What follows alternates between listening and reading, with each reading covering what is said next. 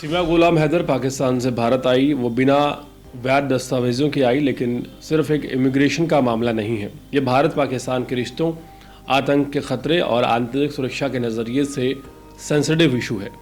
सीमा को जमानत दिलाने वाले वकील ने आतंकवाद के संदर्भ में भारत सरकार की नीति का उल्लेख करते हुए एक बड़ा सवाल उठाया है कि जब पाकिस्तानी वीज़ा धारकों को भी वापस पाकिस्तान भेजा जा रहा है, तो अवैध रूप से आई महिला जो कि पाकिस्तान से आई है, सीमा, उसे यहाँ पर क्यों रहने दिया जाए। सीमा के पूर्व वकील ने ये कहा है कि जब तक सीमा का मामला न्याय में लंबित है, उन्हें डिटेंशन सेंटर में रखना चाहिए।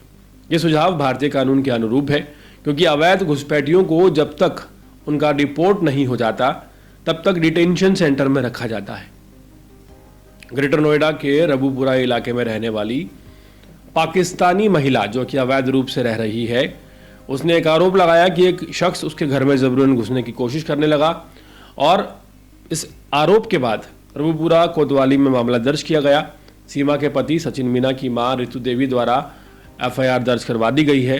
शनिवार को एक अज्ञात व्यक्ति सीमा के घर में, या सचिन के आप कह सकते हैं, घर में ज़बरदस्ती घुसने का प्रयास कर रहा था, तेज़ तेज़ चिल्ला रहा था और हंगामा करने की कोशिश कर रहा था।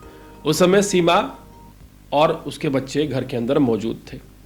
हैरानी इस बात की है कि जिस तरह से अचानक पाकिस्तान से सीमा रबूपुरा आ गई, वैसे ही अचानक गुजरात से ये शख्स रबूपुरा आ गया।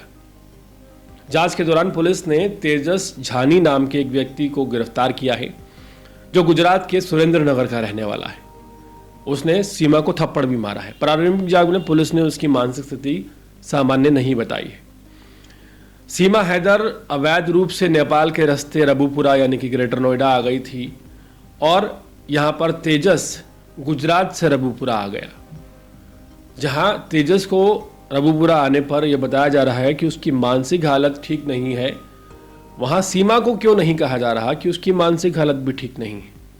और सबसे ज़्यादा मानसिक हालत तो उसके परिवार वालों की ख़राब है, जो इस बात को नहीं समझ रहे कि अवैध घुसपैठिया अगर एक महिला है जिसका ऑलरेडी पति है, जिसके ऑलरेडी बच्चे हैं, तो वो कल को देश की सुरक्षा के लिए खतरा नहीं हो सकता। इस बात की क्या गारंटी है।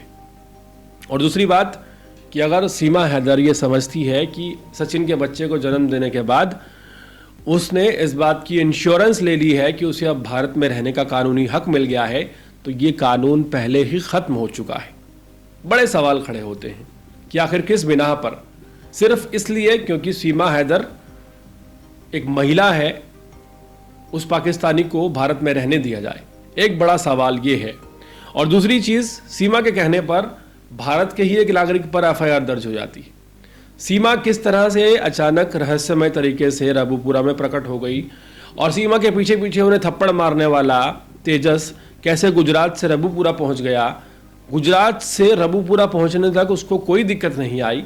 पुलिस की थ्योरी कहती है कि उसकी मानसिक स्थिति ठीक नहीं है।